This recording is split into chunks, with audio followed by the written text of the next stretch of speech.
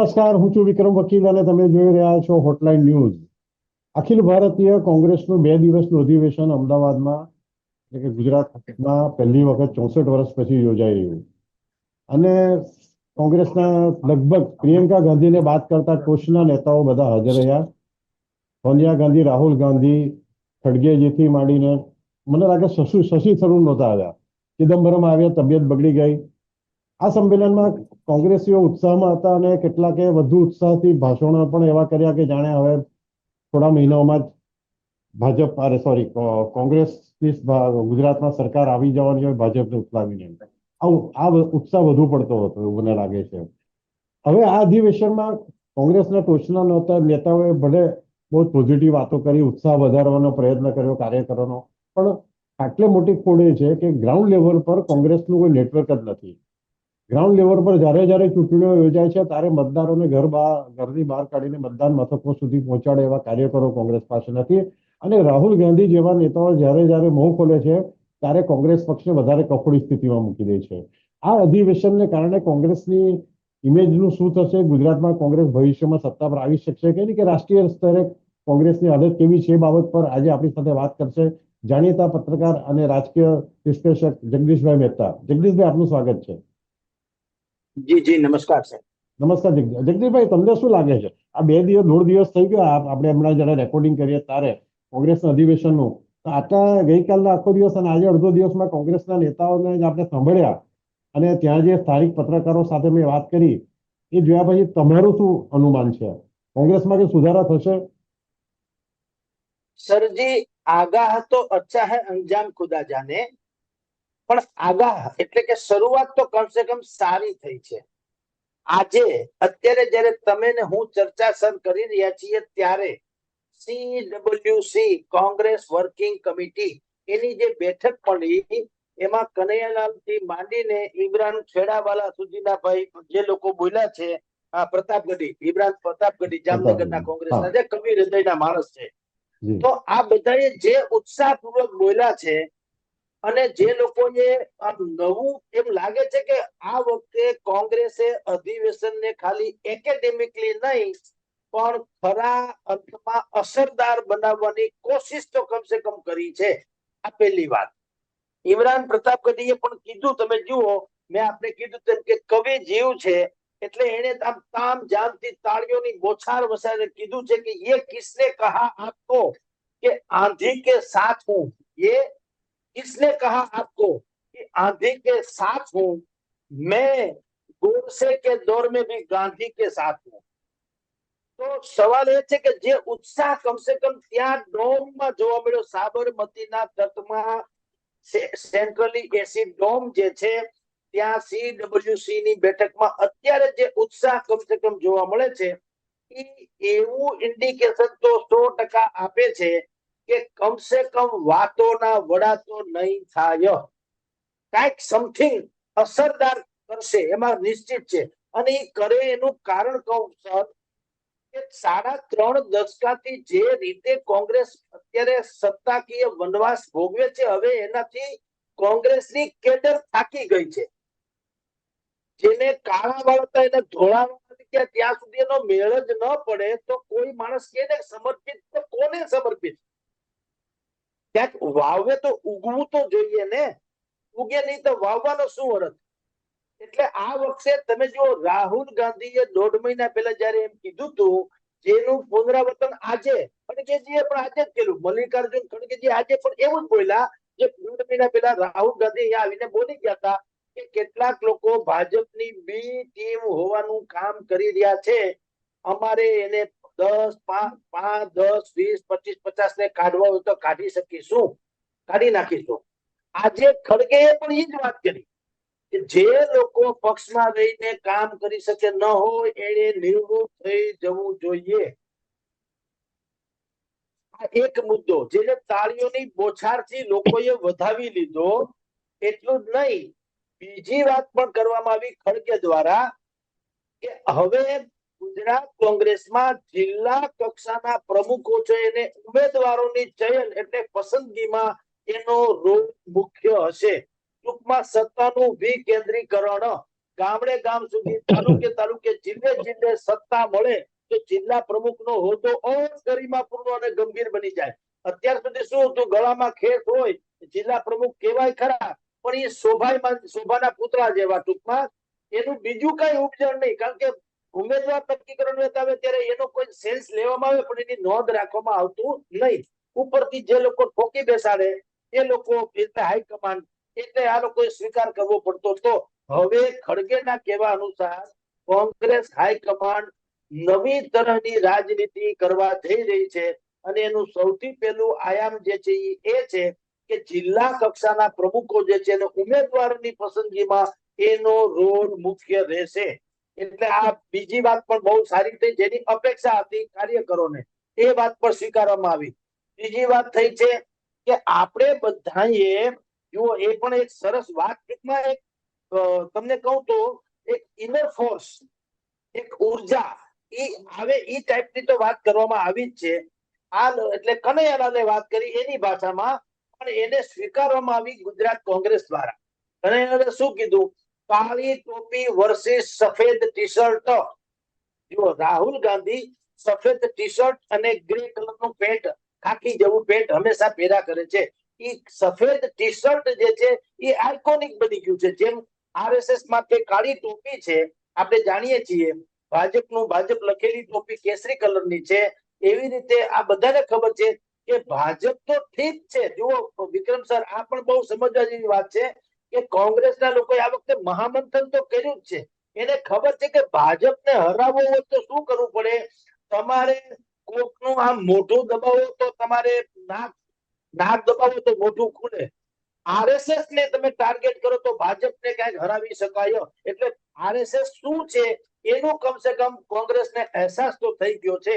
એટલે કનૈયાલાલે શું કીધું કે કાળી ટોપી વર્સિસ સફેદ ટી શર્ટ, હવે એની લડત શરૂ થશે. એ કરવાનું છે. હવે તમે જોજો નજીકના, આજે જો કે એનએસયુઆઈ નો કઈ સ્થાપના દિન પણ આજે છે, તો એને શું કીધું કે હવેથી, અને કદાચ આપણે બજારમાં એવું જોવા મળે તો નવાઈ નહીં, કે કોંગ્રેસના જે યંગસ્ટર કોંગ્રેસી જે છે એનએસયુઆઈ ના, એ તમને મોટા ભાગે યુનિફોર્મલી જોવા મળશે, વ્હાઈટ ટી શર્ટ અને ખાકી કલરના પેન્ટમાં.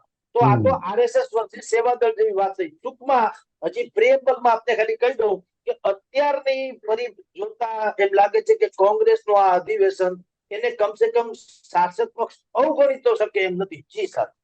ચોક્કસ જગદીશભાઈ, તમારી વાત 100% સાચી છે. અને ખાસ કરીને કોંગ્રેસે જે તમે કહ્યું કે જિલ્લા પ્રમુખોને સત્તાનું બી કેન્દ્રિત કરીને એમને ઉમેદવારની પસંદગીમાં પણ એમને સાથે રાખવામાં આવશે, આ બહુ જરૂરી હતું. કારણ કે નહીં તો મેં કેટલાક કોંગ્રેસના જિલ્લા પ્રમુખો જોયા છે, બિચારા શોભાના ગાંઠિયાની જેમ ઓફિસમાં બેસી રહેતા હતા, એમને કોઈ ઉપતું નહોતું.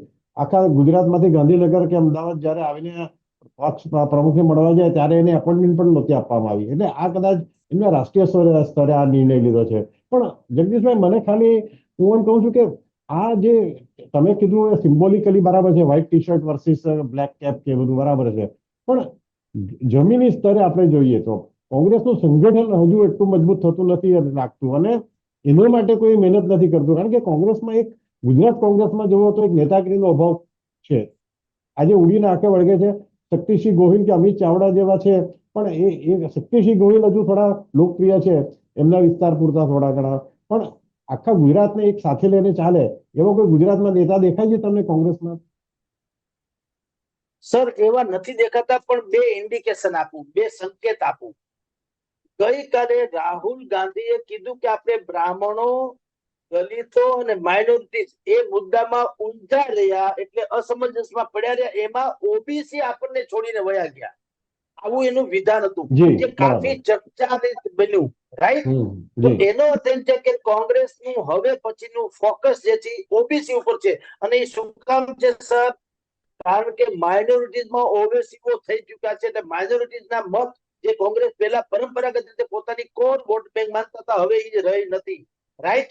બીજું, દલિત અને બાકીના જે એની વાત જે છે પીછડે હવે તો આદિવાસીઓમાં પણ ચૈતર વસાવાઓ થઈ ગયા છે. એટલે ટૂંકમાં જેને કોંગ્રેસ પોતીકી વોટ બેંક માનતા હતા, એમાં હવે સ્થાનિક લેવલે નેતાઓ બની ચુક્યા છે, એટલે કે ગાબડા પડી ગયા છે. તો હવે એ પોતાની કોઈ વોટ બેંક તરીકે અત્યાર સુધી જેનો ઉપયોગ કરતા હતા અથવા જેના ઉપર મુસ્તાક હતા એને ખબર પડી ગઈ કે એ આપણું જે આખું છત્ર હતું એમાં ચારણીની જેમ ખાના પડી ગયા છે, એટલે ચારણી કોઈ છલકાય નહીં. એમાં બધાય ખાના પડી ગયા છે, ચૈતર વસાવાના, ઓવેસીના, યા તો દલિત અગ્રણીના વગેરે વગેરે. તો હવે શું કરવું? એટલે 54% જેટલી ગુજરાતમાં સંખ્યા છે ઓબીસી ની, એમાં બધા જ આવી જાય, સવર્ણો પણ ઘણા આવી જાય છે. આમ જુઓ તો ક્ષત્રિય સમાજ તમે ગણો, કોળી સમાજ ગણો, ભલે પોતાની જાતને ઓન રેકોર્ડ ભલે ગરીબ બતાવે, પણ બધું એવું નથી. ઘણા લોકો એવા સુખી સંપન્ન વિકસિત લોકો છે. તો હવે 54% જેટલી ઓબીસી ઉપર એની પકડ છે અથવા તો નજર છે. અને એનો એક દાખલો તમને આપું. ગઈકાલે એક જે ગ્રુપ ફોટો એને જે ખેંચાવડાવ્યો, આખી કોંગ્રેસનો ગ્રુપ ફોટો, એ ફોટામાં બહુ સાંકેતિક વાત છે, સમજવા જેવી છે. પહેલી હરોળમાં અમિત ચાવડા છે, પહેલી હરોળમાં છે, અને શક્તિસિંહ ગોહિલ ત્રીજી હરોળમાં, ડાબી બાજુ ત્રીજી હરોળમાં ત્રીજી જગ્યાએ છે. હવે શક્તિસિંહ કોંગ્રેસના પ્રમુખ છે અત્યારે, તો કમસે કમ છે, તો એ સ્વાભાવિક જ યજમાન હોવાને કારણે પણ આખરી હરોળમાં હોવા જોઈએ. એને બદલે અમિત ચાવડા છે જે ઓબીસી ના છે. અને આપની જાણ ખાતર હવે કનેક્ટ કરીએ રાહુલ ગાંધીના નિવેદન સાથે, તો રાહુલ ગાંધી અથવા કોંગ્રેસનું હાઈકમાન્ડ હવે અમિત ચાવડા જે છે એની ઉપર અમિત છાપ અથવા તો નજર રાખીને બેઠું છે. શક્તિસિંહ ત્રીજી હરોળમાં છે, એનો અર્થ એમ છે સંભવ છે કે શક્તિસિંહ નો યુગ ખતમ કરવામાં આવે, અમિત શાહ અને આગળ અને અમિત ચાવડા. અને અમિત ચાવડા એ વ્યક્તિ છે જેણે વિધાનસભાની ચૂંટણી પહેલા જે સ્થાનિક સ્વરાજ્યની ચૂંટણી લડવાની હતી, ગ્રામ પંચાયત, જિલ્લા પંચાયત, તાલુકા પંચાયત, એમાં 27% ઓબીસી અનામતનો મુદ્દો સૌથી પહેલો અમિત ચાવડાએ જ્યારે કે ઉઠાવવો જોઈએ કોંગ્રેસના શક્તિસિંહ બાપુએ, કારણ કે પ્રમુખ હતા, પણ એને નહીં, અમિત ચાવડાએ ઉઠાવ્યો હતો કે 27% અનામત મળવું જ જોઈએ. અને પછી હાઈકોર્ટે ગુજરાત સરકારને ટકોર કરી, ભાઈ કેમ તમે આનું એક વ્યવસ્થિત બોર્ડ સમિતિ બનાવવામાં આવી, સમિતિ કેમ ન બનાવી, 27% આપ્યા કેમ નહીં? ખીજાણા, ટકોર કરી, વખોડી કાઢ્યા અને ફટકાર લગાવ્યો. પછી પહેલી વખત ગુજરાતના ઇતિહાસમાં 27% ઓબીસી અનામત સાથે સ્થાનિક સ્વરાજ્યની ચૂંટણી યોજાણી. એમાં કોંગ્રેસને બેનિફિટ ન મળ્યો એ જુદી વાત છે, પણ ઓબીસી નેતા તરીકે હવે અમિત ચાવડા ઉપસી રહ્યા છે. અને રાહુલ ગાંધીના ભાષણ ઉપરથી એમ લાગે છે કે કોંગ્રેસની નજર હવે માઇનોરિટી ને, દલિત ને, આદિવાસી તરફ ઓછી. એ છે તો ખરી, પણ એમાં મેં કીધું ભાગલા પડી ગયા, ચારણીમાં પાણી હોય તો છલકાઈ દે એવા. તો હવે એને કીધું કે આવું ન કરવું, એના કરતા આપણે ઓબીસી ઉપર જાવ, કારણ કે જાતિગત જનગણનાની જે રાહુલ ગાંધીની વાત છે એમાં આ દલિત, માઇનોરિટીઝ, ગરીબો, આદિવાસીઓ બધા આવી જ જાય છે. પણ ઓબીસી જે 52-54% ગુજરાતમાં છે, હવે એના ઉપર જો ફોકસ કરવામાં આવે તો આ અમિત ચાવડા થ્રુ કોંગ્રેસને સંજીવની મળે એમાં કોઈ સંશય નથી. કારણ કે આ કોંગ્રેસના લોકોને પાકે પાયે ખબર છે સાહેબ કે હવે કોઈ કોંગ્રેસી રાહ જોઈ શકે તેમ નથી. એ લોકોને હવે પછીની જે પેઢી છે, આ ચૂંટણી 2027 ની જેમ ગેનીબેન ઠાકોરે કીધું 2027 અમે ગુજરાતમાં જીતીશું. એ હાલાકી અત્યારે ભલે મુંગેરી લાલ કે સપને જેવું લાગે, પણ બિલકુલ મેં કીધું તેમ આજની જે સીડબ્લ્યુસી ની બેઠક મળી એમાં જે કેટલાક નિર્ણયો થયા અને નિર્ણયો પછી જે ઉત્સાહ પ્રવર્તી રહ્યો છે એને કમસે કમ અવગણવું તો ભારે થઈ પડે એમ છે ભારતીય જનતા પાર્ટીએ. અને એની એક બીજી અસરની વાત પણ આપને કરી દઉં વિક્રમ સર, કે અત્યારે જયારે સીડબ્લ્યુસી ની આટલી અગત્યની રાષ્ટ્રીય કક્ષાની અધિવેશન ટૂંકમાં ચાલી રહ્યું છે, ઇટ સેલ્ફ એક બહુ મોટા બ્રેકિંગ ન્યૂઝ પણ છે, એમાં કોઈ સંશય નથી. તેમ છતાં ગુજરાત સરકારે તમે શું તમામ જે મીડિયાની મેઇન ટીવી ચેનલ જે છે, મેઇન સ્ટ્રીમ મીડિયા કહેવાય, એમાં સ્લોટ આપી દે છે જાહેર ખબરના ઇમ્પેક્ટ ફીચર તરીકે કે અમે તળાવ ઊંડા કરાવીએ છીએ, સરકાર ફલાણી યોજના કરે છે, ઢીકણી યોજના કરે છે. હજી ચાલે છે. અત્યારે હું જોઈ રહ્યો છું ટીવી ચેનલમાં ચાલે છે. સવારના હું 10 વાગ્યા 9:30-10 વાગ્યાથી હું જોઉં છું, અત્યારે 1-2 વાગ્યા છે. આ જ સ્લોટ્સ બધા ચાલે છે. તમે વિચાર કરો, ત્યારે આખા દેશની કોંગ્રેસની નેતાગીરી અહીંયા આવી ચૂકી છે, એનું મિશન ગુજરાત જાહેરાત થઈ ચૂકી છે. ભલે એ નિષ્ફળ જાય, સફળ જાય પછીની વાત છે, પણ એ ઇવેન્ટ તો કમસે કમ મોટી છે, એમાં તો કોઈ સંશય નથી. એને કવરેજ ન મળે એટલે ગુજરાત સરકારે શું કર્યું, બુદ્ધિપૂર્વક અત્યારે સ્લોટ્સ જે છે મેઇન સ્ટ્રીમ મીડિયાને ફાળવી દીધા, જેને ઇમ્પેક્ટ ફીચર્સ જેવું કહેવામાં આવે છે. ટૂંકમાં પૈસા એટલે પેડ આ પૈસા આપીને જાહેર ખબર વાહવાની કરાવવાની. એટલે એને કારણે આ સમાચાર ન બતાવે તો આનું લાઈવ ટેલિકાસ્ટ ન થાય, તો હવે પછી જે સાંજના સમયે થવાની છે મેઇન ડિબેટ, ધારો કે આની થાય તો એમાં શું છે, એમાં તમે તમારો એજન્ડા સેટ કરાવી શકો. લાઈવમાં તો શું છે, જે બોલે સાંભળવું પડે ને. આ તો હવે તમને કે મને કહેવામાં આવે કે ભાઈ ફલાણી રીતે અરે રજૂ કરજો તો એ સંભવ છે, કારણ કે લાઈવ નથી, એડિટિંગ થઈ શકે. લાઈવ આપો તો એડિટિંગ તો ન થાય. એટલે હું આપને કહું છું વિક્રમ સર કે ખરેખર કોંગ્રેસે આ વખતનું અધિવેશન છે નોંધપાત્ર તો બનાવ્યું છે, એમાં કોઈ સંશય નથી. સરકાર પણ એમાં ગંભીરતાથી નોંધ લઈ રહી છે. જી સર. જી જગદીશભાઈ, તમારી વાત સાચી છે, પણ એક સવાલ મારે તમને કરવો છે કે જે રાહુલ ગાંધીએ 1 મહિના પહેલા આવ્યા ત્યારે પણ કહ્યું હતું કે કોંગ્રેસના કેટલાક નેતાઓ ભાજપની બી ટીમની જેમ કામ કરે છે, બરાબર. આ વખતે પણ એ જ રિપીટ વાત કરી કોંગ્રેસની નેતાગીરી. હું એમ પૂછું છું કે કોંગ્રેસને કોણ રોકે છે આવા જે ગદ્દાર નેતાઓ છે એને પક્ષમાંથી કાઢી મૂકતા કે લોકો સામે એક્શન લેતા? અત્યાર સુધી એક પણ વ્યક્તિને નોટિસ આપવામાં નથી આવી. આ ખાલી બોલ બચ્ચન તો નહીં રહે ને, કે ખાલી હવામાં વાત રહે એવું તો નહીં બને ને? ના સર, જે આપની જાણ ખાતર અત્યારે ખડગેજીએ જે વાત કરી છે એમાં ટાઈમ લાઈન પણ આપવામાં આવી છે, તમે જુઓ. એટલે આ એક્શન આવવાના, લખી રાખજો. એને શું કીધું છે કે જિલ્લા પ્રમુખો જે છે એને આગામી 1 વર્ષમાં આખે આખું માળખું નવેસરથી રચવાનું રહેશે, 1 જ વર્ષમાં. હવે એનો અર્થ એવો છે કે જે લોકો ભાજપની બી ટીમની છાપ ધરાવનારા હોય એને તો સ્થાન નથી જ વળવાનું, નિશ્ચિત વાત છે. જો રાજકારણમાં શું હોય સાહેબ, આપણે જેમ માનીએ છીએ એમ એક્સાઇટમેન્ટથી કોઈ નિર્ણયો નથી લેવામાં આવતા. કારણ કે આમ જ્યારે પણ આપણે પડતીના દિવસો હોય ને, એક સારા માણસે બહુ સારી વાત કરેલી છે કે જ્યારે આપણા પડતીના દિવસો હોય ત્યારે એક વધુ મિત્ર વધુ ન બને તો ચાલે, પણ એક શત્રુ તો વધવો જ ન જોઈએ. બરાબર, રાઈટ. તો અસ્તાચળના ઓળા એટલે કે પડતીના પડછાયા. તમે જો રોંઢાનો સમય સૂર્ય આથમવાનો થાય ત્યારે આપણા પોતાના પડછાયા લંબાતા જાય. તો લંબાતા પડછાયામાં ગૌરવ ન અનુભવવું કે આપણે ઓહો કેવડો મોટો પડછાયો છે, એ સમજવું કે આપણા પડતીના પડછાયા છે, કારણ કે સૂરજ આથમવાનો થયો. કોંગ્રેસની પાસે અત્યારે એવો યુગ છે કે એની પાસે ચડતીની વાત નથી. અત્યારે જે છે એ તો ક્રુશિયલ છે, સંઘર્ષમય છે.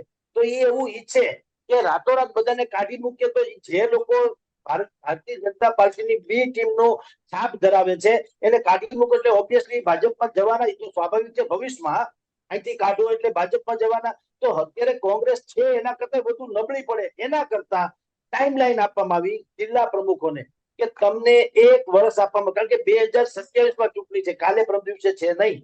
તો 2027માં ચૂંટણી છે તો 1 વર્ષ તમને આપ્યું છે. તમે તમારા જિલ્લાનું અદ્ભુત એવું માળખું બનાવીને અમને પેશ કરો, અમે એમાં મંજૂરીની મહોર મારી દેશું. 2027માં ચૂંટણી કોને લડાવવાની છે? જિલ્લા પ્રમુખોને કીધું તમારે એ કામ કરવાનું છે કે તમારે નામની યાદી એમને આપવાની છે. 16 જણામાંથી 70 જણા જેના નામ ઉપર એ કોમન રીતે સહમત હશે એવાને ટિકિટ આપવાનું કામ કરશે હાઈકમાન્ડ. પણ અમે ત્યાંથી પેરેશૂટ દ્વારા ઉતારીએ છીએ એમ ઉતારશું નહીં. તો એકેડેમિકલી પણ એ લોકો વ્યવસ્થિત જઈ તો રહ્યા છે. ઇમ્પ્લિમેશન જે આપે પ્રશ્ન કર્યો કે આવું બધી વાતો નહીં રહે. ટાઈમલાઈન આપવામાં આવી છે 1 વર્ષની. 1 વર્ષમાં આ બધું માળખું ગોઠવી કાઢવાનું છે. અને એ થશે શું? અત્યારે જે લોકો ભારતીય જનતા પાર્ટીની બી ટીમની છાપ ધરાવે એ આપોઆપ હાંસિયામાં ધકેલાઈ જશે. પાણીમાં ફટકડી નાખો, કચરો જે હોય આપોઆપ નીચે બેસી જાય, નિર્મળ પાણી ઉપર રહે. એવી રીતે આ જિલ્લા પ્રમુખોને જે સત્તા આપવામાં આવી એ સત્તા આપવામાં આવી, એની સાથે જવાબદારી આપવામાં આવી. ભાઈ તમે કોઈને નામ સૂચવો કે અમારા ફલાણા ઉમેદવાર જે છે એને, તો તમે નામ સૂચવો તો જવાબદારી જીતાડવાની તમારી હોય ને. અત્યારે શું થતું હતું કે દરેક સ્થાનિક લેવલે લોકો એમ કહેતા કે અમારા હાઈકમાન્ડમાં કઈ દમ નથી, ઉપરથી પેરેશૂટથી માણસો ઉતારે એટલે હારી ગયા, લોકો સાથે કનેક્શન નથી. હવે તમને છૂટ જ આપવામાં આવી છે. જિલ્લા પ્રમુખોને કીધું છે કે 1 વર્ષમાં તમે લોકો સાથે હળી મળીને રહો, એક સંપથી રહો અને તમે જ નક્કી કરો ઉમેદવાર કોણ છે. અમે ખાલી મંજૂરીની મહોર મારશું. એટલે ટાઈમલાઈન ફિક્સ છે, જવાબદારી ફિક્સ છે, સત્તા પણ વિકેન્દ્રીકરણ થઈ ગયું છે. હાઈકમાન્ડે બિલકુલ છૂટે આપી દીધી છે. એટલે આપે જેમ કીધું એમ કે આ વખતે હજી કઈ કે થતું નથી, નહીં હવે થશે એવું લાગે છે. નહીં થાય તો એની ડિબેટ આપણે કરીશું, પણ અત્યારે તો કમસે કમ એવું લાગે છે કે 2 વસ્તુ આ લોકોએ ચોખ્ખે ચોખ્ખું કહી દીધું છે કે જે લોકો પક્ષનું કામ કરી ન શકે એ લોકોને કહી દીધું છે તમે લોકો નિવૃત્ત થઈ જાઓ, તમે હટી જાઓ, જગ્યા કરો નવા લોકો માટે થઈને.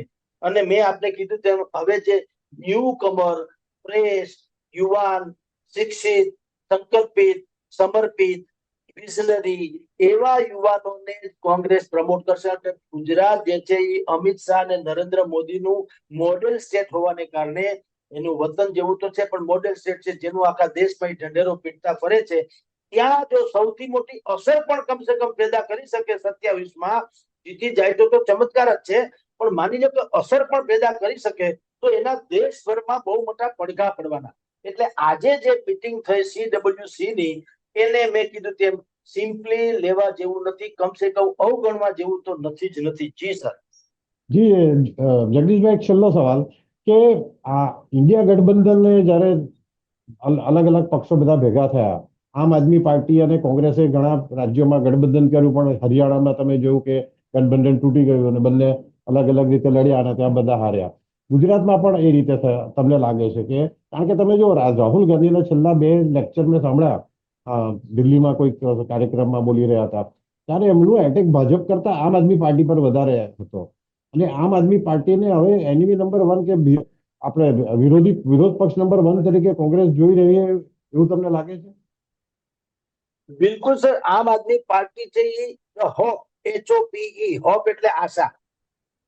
અત્યારે શું હતું કે ભારતીય જનતા પાર્ટી વર્સેસ કોંગ્રેસ, ગુજરાતમાં તો બે જ પાર્ટીનું મોટા ભાગે ચાલ્યું છે. જેને જેને મોરચા રેચ્યા છે એનું બહુ લાંબુ નથી, એનું શંકરસિંહ વાઘેલા હોય કે કેશુભાઈ પટેલ હોય, મોરચાબાજી કોઈ ચાલી નથી. પણ આમ આદમી પાર્ટી થર્ડ ફોર્સ હોવા છતાં આમ જુઓ તો ગુજરાતમાં એનું કોઈ જે તે સમયે વજૂદ નતું. ખાલી એક આશાનો સંચાર એને શું કર્યો કે 5 બેઠક લઈ ગયા અને 70-80 લાખ મત લઈ ગયા. તો સાહેબ એ બહુ મોટી વાત છે, કારણ કે ત્યારે હજી કેજરીવાલ આજે ખરડાયેલા એવા ખરડાયેલા નહોતા. પણ લોકોને એમ લાગે છે કે આમ આદમી પાર્ટી એટલે હવે જુઓ ગુજરાતમાં ફેર પડી ગયો. આપને કહું સાહેબ, આમ આદમી પાર્ટી એટલે કેજરીવાલની પાર્ટી એમ જોવામાં નથી આવતું. આમ આદમી પાર્ટીને ભારતીય જનતા પાર્ટીના સ્થાનિક વિકલ્પ તરીકે જોવામાં આવે છે. સ્થાનિક વિકલ્પો. હા, એટલે કે જે ભાજપથી અસંતુષ્ટ છે, જે કોંગ્રેસથી પણ અસંતુષ્ટ છે અને જેની કેરિયર આખી હોમાઈ જવાની સંભાવના છે, એ લોકોને એમ લાગે છે કે આપણે આમ આદમી પાર્ટીના ચહેરા ઉપર આવીએ તો એ વન કાઇન્ડ ઓફ સહકારી ક્ષેત્ર જેવું છે. સહકારી ક્ષેત્રની ચૂંટણીમાં ખબર છે ને કે સૂર્યોદય ને એવી બધી મંડળીઓ પેદા થતી હોય છે, એનું નામ એવું જ આપવામાં આવે, સહકારી પેનલ ને, કોઈ કે સમર્થક પેનલ ને, એવા સિમ્પલી નામ આપવામાં આવે. પણ એ હોય બધા અપને વાલે, દરેક માણસને ચોઈસ મળે. અહીંયા આ લોકો શું, એટલે જ એને આમ આદમી પાર્ટીને લોકો એનિમી માને છે કે કોંગ્રેસ, ભાજપ તો છે જ પરંપરાગત એનિમી છે, નો ડાઉટ, પણ એના મૂળિયા તો ઊંડા છે. તો એમાંથી કોના મત મળે એમ છે કોંગ્રેસને? જે લોકો ભાજપથી અસંતુષ્ટ છે તેના, એન્ટી એસ્ટાબ્લિશમેન્ટના. પણ અત્યાર સુધી શું થતું હતું, એન્ટી એસ્ટાબ્લિશમેન્ટના મતો જે હતા એ ગુજરાતમાં કોંગ્રેસને નતા આપતા લોકો. શું કામ? કે ભાઈ કોંગ્રેસમાં કઈ દમ નતો. માણસ એમ સમજે ને કે ભાઈ ઉલમાંથી ચૂલમાં પડવા જેવું છે, કે આનું કઈ આવે એમ જ નથી, તો મત વેડફવા શું કામ? એટલે અજાણા મિત્ર કરતા જાણીતો શત્રુ શું ખોટો, એમ કરીને ભાજપને મત આપતા હતા. પણ આમ આદમી પાર્ટી શું આવી, હવે એની ઉપર આગળ પીછળે કોઈ ઇતિહાસ ભૂગોળ હતો નહીં, ન્યૂ ફ્રેશ હતી. અને એમાં ગોપાલ ઇટાલિયા કયો કે ઈસુદાન ગઢવી કયો કે ચૈત્ર વસાવા કયો કે એ બધા જાણીતા ચહેરાઓ, માનીતા ચહેરાઓ ઉમેરાના.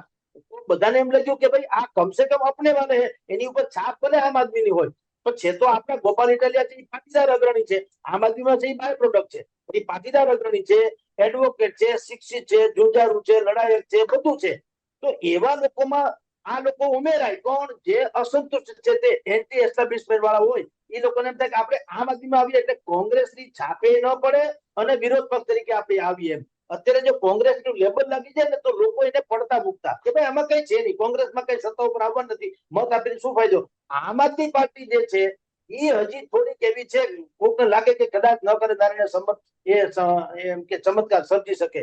અને આપની જાણ ખાતર વિક્રમ સર, કે પાટીદાર સમાજનો બહુ મોટો સમૂહ, ઓબીસી નો બહુ મોટો સમૂહ અને દલિત માઇનોરિટી તો છે જ છે ભાજપની વિરુદ્ધમાં, પણ પાટીદાર ને ઓબીસી આ બેયનો જે સમૂહ છે એમાંના મોટા ભાગના લોકો માને છે કે ભારતીય જનતા પાર્ટી અમને જોઈએ એવું સ્થાન નથી આપ્યું, એટલે એ પણ સારા વિકલ્પની તલાશમાં છે. તો એ સેન્સમાં આમ આદમી પાર્ટીનું કદાચ એમાં અત્યારે જે ભલે અરવિંદ કેજરીવાલના નામે અહીંયા કઈ આમ આદમીને કઈ મેળ નહીં પડે, એનું ખરડાઈ ગયેલી છબી છે. અત્યારે અહીંયા જે ગોપાલ ઇટાલિયાના નામે ચાલે છે, ચૈતર વસાવાના નામે ચાલે છે, ઈસુદાન ગઢવીના નામે ચાલે છે, તો એમાં હજી લોકોને આશાનું કિરણ દેખાય છે. એટલે કોંગ્રેસે કીધું કે તમે આમ આદમી પાર્ટીને વધારે પડતો આપણો હરીફ માનો, ભાજપ નહીં. ભાજપ પરંપરાગત હરીફ છે. આ ઉગતો છે ને ઉગતો છે એમાં આશામાં બંધાયેલી છે, લોકો એને ટેકો આપે એમ છે વધુ પડતો, કારણ કે કોંગ્રેસ એ ખરડાયેલી છે, ભાજપ પરંપરાગત દુશ્મન છે. નવી કોઈ વાત હોય તો આમ આદમી છે, કારણ કે એનો કઈ અહીંયા ખરડાયેલો ઇતિહાસ તો કમસે કમ નથી અહીંયા ગુજરાતને લાગે વળગે ત્યાં સુધી, એટલે એ લોકોએ આમ આદમી તરફ ફોકસ કર્યું છે. પરંતુ જે થાય તે સર, कांग्रेस आ वक्त 100% એવું તો કહી જ દીધું કે राजनीति में आए हो तो जीतने का हुनर भी रखना और विपक्ष से कोई खतरा नहीं है, बस अपनों पे नजर रखना. એટલે જે લોકો ભારતીય જનતા પાર્ટીની બી ટીમ તરીકે કામ કરે છે એને બુદ્ધિપૂર્વક કિનારે કરી નવો ફ્રેશ કોંગ્રેસ બનાવવાની અત્યારે કમસે કમ જદ્દોજહદ એટલે કોશિશ એ તો છે, પછી જે થાય તે. જી સર. જી થેન્ક યુ જગદીશભાઈ, તમે અમારી સાથે જોડાયા અને આટલું સરસ એનાલિસિસ કર્યું અમારા દર્શકો માટે. Thank you sir. Thank you. આવા પ્રકારના વિડીયો તમને જોવા ગમતા હોય તો હોટલાઇન ન્યૂઝ ચેનલને લાઇક, શેર અને સબસ્ક્રાઇબ કરો.